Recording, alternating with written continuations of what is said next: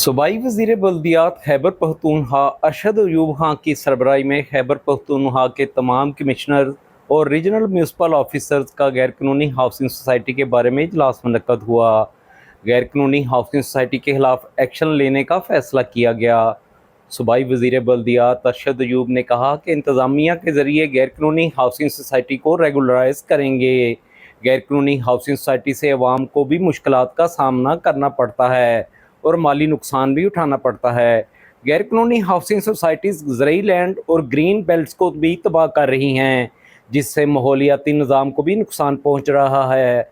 तमाम housing societies master plan के ज़रिए बननी चाहिए, ऐसा नहीं कि जिधर ज़मीन हो इस पर सोसाइटी बना दी जाए। तमाम इंतज़ामी कमिश्नर और रीजनल म्यूनसिपल ऑफिसर्स मिलकर गैर कानूनी हाउसिंग सोसाइटी के खिलाफ एक्शन लें या उन्हें रेगुलराइज करें। हम नहीं चाहते कि अवाम को किसी किस्म का मुस्तकबिल में मुश्किलात का सामना हो।